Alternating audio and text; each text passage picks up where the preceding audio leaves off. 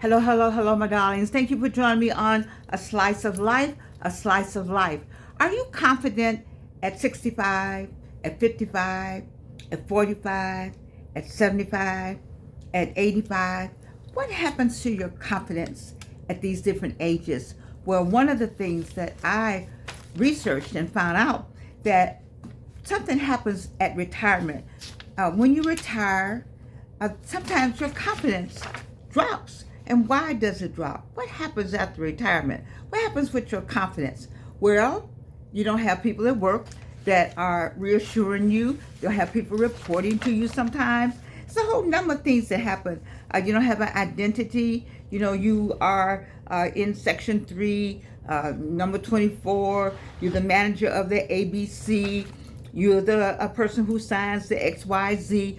You know, all that identity has been erased.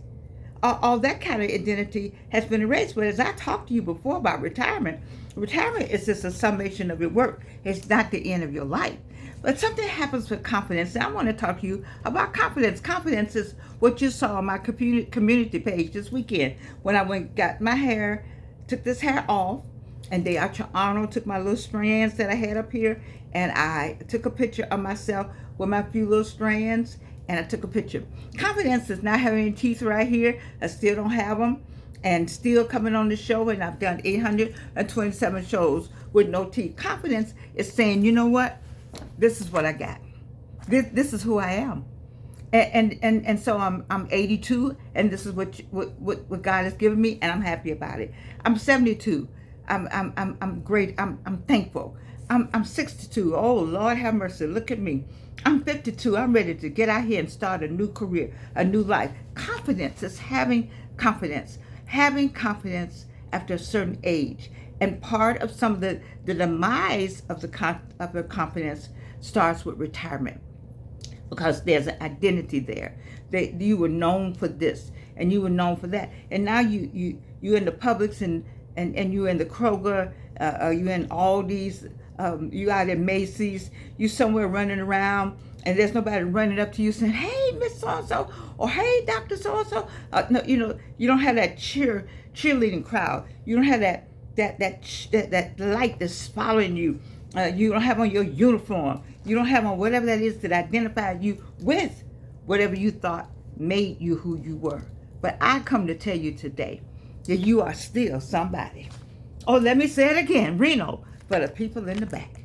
After retirement, you're not only still somebody, you are somebody. You are better somebody actually after retirement, because you can get into what is that real identity. Who are you really? You are not that number. You are not that uniform. You are not that name that you help all these people make their money. You're none of that. You are that person that God sent on, or you came to earth with a purpose. And maybe part of your purpose may have been the job, but the rest of the purpose is still available. You still got this much time. That's from now to eternity. That's how much time you got. And so because we don't know when the day, the hour, or the moment. So you got this much time. And I'm saying to you that there's a confidence that you got to have about yourself. You got to get some kind of confidence about yourself. You got to get up out of that sweatshirt and that them flip flops and the no bra and I'm gonna sleep all day. I mean, that's good for maybe about the first week or two, but there's more to life. There's more to life. And see, you lose your confidence sometimes when when you attach your life to the identity of your job. People knew you from being the flight attendant. They knew you from being the CEO. All of that made you who you are, but that's not who you are. You still who you are is what you got to figure out. And once you figure out who you are, you know who you are, and you know you got something to do. And I'm the one. That's my job right here, is to encourage you to get on with it. That's my job. That's why we have a slice of life, to encourage you to get on with it. And think about that confidence thing. So you can't talk about Georgianne not having confidence. When I talk about confidence, I show you me. I show you no teeth, no hair this weekend. I showed you everything you got. This takes confidence to pull off your hair, because you got to know who you are. And when you know who you are, love who you are, and know whose you are, when you're a child of the king. And then you could just do all of these different things that you want to do. Stop waiting for somebody to come and anoint you. You see, as a people, as a black people, as black people, we were told that if we acted like, looked like, felt like, smelled like, followed like them other people, then we would be successful. And so we for a period of time we did it. I mean we did exactly. We Madam C.J. Walker was the first millionaire because she came out with let's get the hot comb and let's straighten our hair, not knowing that we had some beautiful curly hair up there, some different kind of hair up there. I ain't mad with Madam C.J. Walker, she did, but you know we thought that was our model of humanity. We didn't have a model of humanity. The only model we had was the slave master, and so we've gotten away from that now. And I'm working my way back to the confidence I think you need to have to get away from some things and just be who you are supposed to be. Reach in and pull that confidence out. You're not on that job anymore, and so thank you for the job.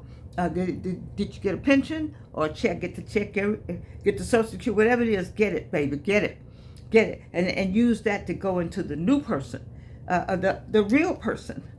You know, there was a show called Truth or Consequences, or no, that's not the one. Something where will the real person stand up? Then I need for the confident person that I'm looking at today to stand up. And I looked at something else that said, well, what happens to confidence health issues? Now, I can talk to you about health issues. 3 times cancer. So if I'm 3 times cancer, you know, there were some health changes. And so you could say, well, what happened? The chemo ate up a lot of stuff, and I could get depressed about it. Today I thought about the infusion. I remember the infusion. You know, bringing that home with me one day. I remember bringing it home and hearing that sound that stays with you. You'll never forget that sound of it just pumping. You heard me talk about that. Had a steady beat to it, and it was pumping that poison into your system. You couldn't do anything about it but just listen to the sound and try to go to sleep, and the sound was just constantly going, you know, and you couldn't take it anywhere. You had to move around with it. You had to try to take a wash up with it on. I mean, let's talk about some health issues. I could tell y'all some stuff. I'm trying to tell you that there are many factors that can affect your confidence. And when I talk about confidence, I talk about Georgianne. So one, I did retire. I was Georgianne Thomas at Delta Airlines. Folks knew me from Delta Airlines, you know, but I always knew I wasn't Delta Airlines. No, I had a daughter. I had to work. She had to go to Northwestern. She had to live. She had to eat. We had to have transportation. You know, soon as they said she graduated, soon as they said, well, you can leave at 52. As soon as they said she walked across the stage, I was out, because I already knew. They had already told me I wasn't them, and I wasn't them, and they weren't me. You see, so you it was a purpose for me. So, but I'm just saying that the confidence, I had a different kind of confidence. I'm Georgianne. I got Georgianne back. Who you got to get back? Now that you're retired, I always tell you got to introduce yourself to yourself. Don't I tell you that? But get that mirror. So I had health issues too. I mean, that health thing just broke me down. You think it didn't break me down? You don't think I don't think about it? I think about it. So I thought about it today. I think about it. You know, but I can't dwell on it, because if I dwell on it, I won't be the person that's sitting here motivating you to not be that person. There's somebody on the other side of the screen that knows somebody that got cancer, just told they got cancer, or got that machine that's going, The machine is just constant. It's a constant. You can't do anything about it. You hear it in the back of your head. You hear it after the thing is out of you. You still hear it. You see, I'm still talking about it.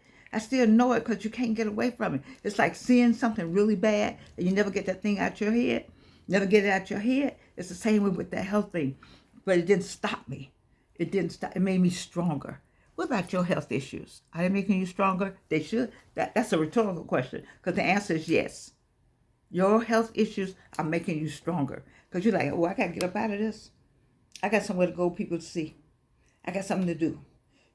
On January 20th, I need everybody on the other side of the screen to be in a well mode, in a well-being mode, in a in a in a in a in a up and up motivating mode. I need you to have that. And then what else happens? Social isolation. Well, people don't need you anymore. Oh, now, baby, let me tell you about having those good jobs that offer free tickets and all kind of goodies. When you work on the job, you got all kind of friends calling you for all kind of stuff. And you still got free tickets. You do the airline. You got airline tickets. Oh, just all kind of free. And do you work for one of these companies where you have free? Can I get a free Coca-Cola? Y'all got some free? Can y'all cater my party? Oh, you get all kind of friends.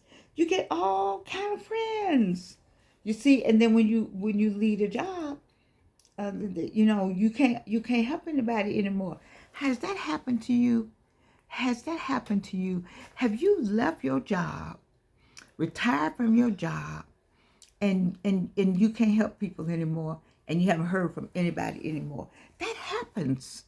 Yes, that happens, and that impacts your confidence. And so it's three things that we've talked about that impacts your confidence, and that is retirement, health issues, and what else I say?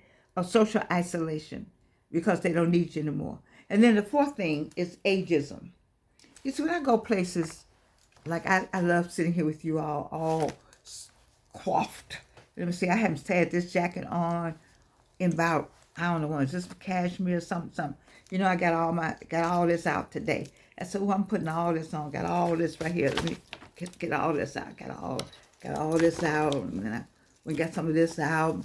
All this right here. So, look at it. I feel good. Got my little new things that I like to wear now. That's my new thing. I got it in red, of course. But I'm just saying, just got, got on my Christmas earrings from Karen. Just all of that. Just feeling good about myself, And then I have to get up off of this chair. And when I get off of this chair, sometimes I have to have my cane. And when I get ready to go somewhere, I need my cane. And when I have my cane, I'm treated differently than if I had all of this fabulous going on and I could just walk in a place, hello. Ooh, I'd just be fabulous. But I gotta walk in with my cane because my neuropathy is bad. I feel like I'm gonna fall sometime. My head hurts all the time. Have aches and pains. Ageism. So now when I'm in my cane, I can see the look of people. Oh, she's a nice looking old lady. Mm-hmm. Oh, baby, can I help you? Y'all move out the way, let the old lady come through. Mm-hmm. All of that would take your confidence. It could take your confidence, but it doesn't do anything for mine. Not at all. It makes me come and talk to you even more about somebody said I need to get me a cane with some bling on it. I need to get me a cane that matches my outfits. You see, and just be fabulous. Let me tell you what I'm going to put in my description tonight if I can. I took some pictures on TikTok. It's an older white woman, but she had on some bad high heels. Some beautiful stuff. The wrinkles were just falling down like it's a dog that got wrinkles. What's the dog? It's a dog. I don't mean call her a dog, but that's a dog that got wrinkle. You all know what's the name of that dog? Anyway, that's what her face looked like. But her clothing, the way she whooped that hair and that hat and them scarves together, I said, baby, that is what confidence looks like. And she turned and showed you her wrinkled face. I loved every bit of it because that's how I want you to be. When you got confidence, it gives you that boost. See, somebody said, well, why you look like that going to the store? Let me try an experiment with me. We got all these clothes. I went to the cleaners today. I took 4 bundles of clothes. I went to the Salvation Army, the Goodwill out in the West End, right before the shooting, right by the shooting, right 15 minutes before the shooting. And went to the Goodwill, and I went to the Krispy Kreme. Lord, only God. with my little Gigi, just out and about. 15 minutes before we were in the same Krispy Kreme. I digress. So anyway, I'm just want to tell you. So we went out there. I took 4 or 5 bags to the Goodwill. And I took 4 or 5 bags to the Goodwill. I took 4 or 5 bundles of clothes to the cleaners, and don't have anywhere to hang stuff. I took them to the cleaner so I can go back through them again. I haven't had this jacket on. I don't know when. Wait a minute. What am I saying? I'm saying I need you to get up and put your clothes on. But Georgiana, why you go to the grocery store? You're just going to the grocery store, and let me just talk to you for a minute. Why would you present yourself, a child of God, any other way than the best way you can present yourself? He has given you another day. You are 52. You are 62. You are 72. And damn it, some of y'all could be with me 82. And he has given you life and given you an opportunity to get up and get out. And you go out looking like something the cat drug in? Why would you do that? Why would you present yourself like that to the world? You say, I'm only going to the store. Is that public? Public place. So this is what I need for you to do. When you go to Publix, when you go to Kroger, when you go to Aldi's, wherever it is that you shop, I want you to get up and present yourself with the best you got to put on. I want you, everybody makes a joke of what I say. I want you to look good, feel good, and smell good. You're going to do that every time you go to the store. You know, people are used, and you don't do it for people to say something to you, but after a while, somebody's going to notice. Somebody going to notice. It's for you, but people notice. So look at that. Look at her. Doesn't she look nice? Doesn't she look nice? Oh, you smell so good. You come in this store, every time you come in this store, we know you in here. You know, but that's you. That's your thing, is to get up and present the best thing that God has to offer, because you are the best. If you were not the best, you would be at rest. You are the best. You are here right now. You still have something to do. You got all those clothes in that closet. Who you talking to? Because you know I know. You got all those clothes in that closet. And what you going to do with them? Take them to the Goodwill like I did. Let somebody else enjoy them, because they got tags on them and fresh and new. This don't make sense for this coat to be hanging up in there like that. This jacket. Somebody younger would be glad to have it as maybe an oversized jacket or something, just because of the quality of the fabric. But I'm saying to you that I need you to work on your confidence. And how do you do that? By living every day. During the pandemic, people know I got up every day and planned my outfit. Now, if I'd known what I know now, I heard Myron Golden say the same thing. I've been on YouTube since 2007. I didn't know they were monetizing and people making money back then. I was just putting stuff on YouTube. If I'd known what I know now, all of 20, I would have been changing clothes for you all and showing what I had on.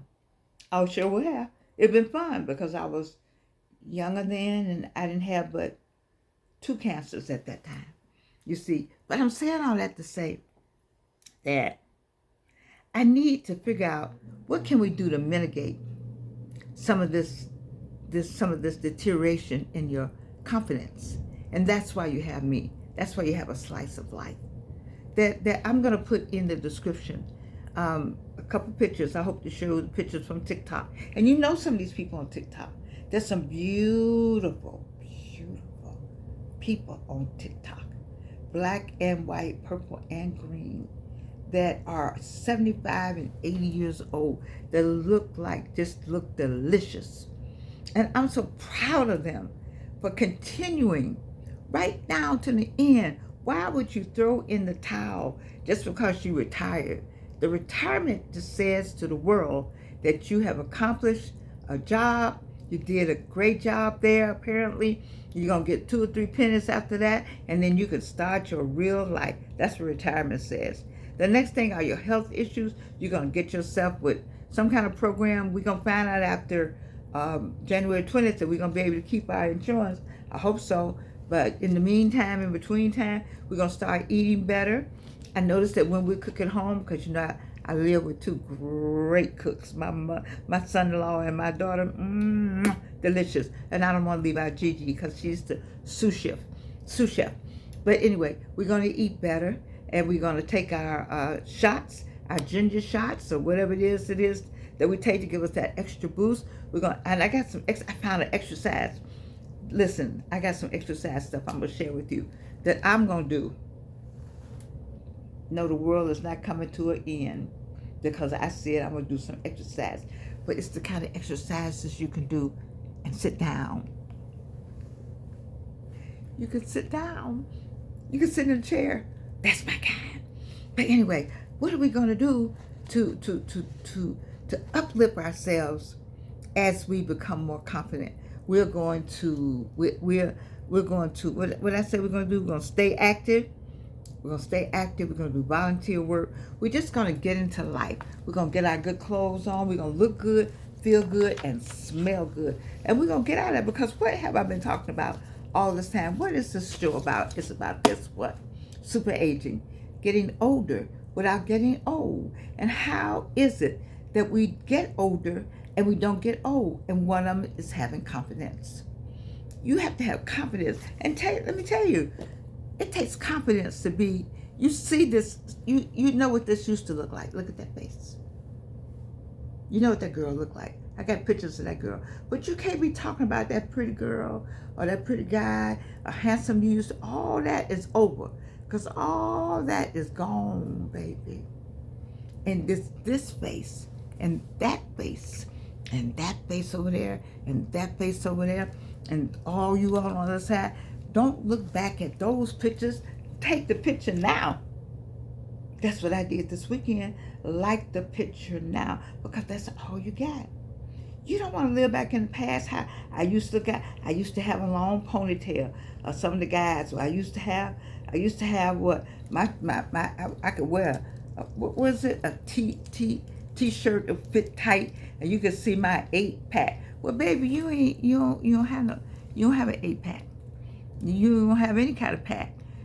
I don't know if you got a 1-pack. I don't know what they call 8-pack, or I don't know, whatever it is that you're supposed to have. The men have. So what? Just go get a better bra. They make bras up to F and G now. And just get whatever. Just listen. Don't worry about any of that. Look good. Whatever that takes. Go to the store.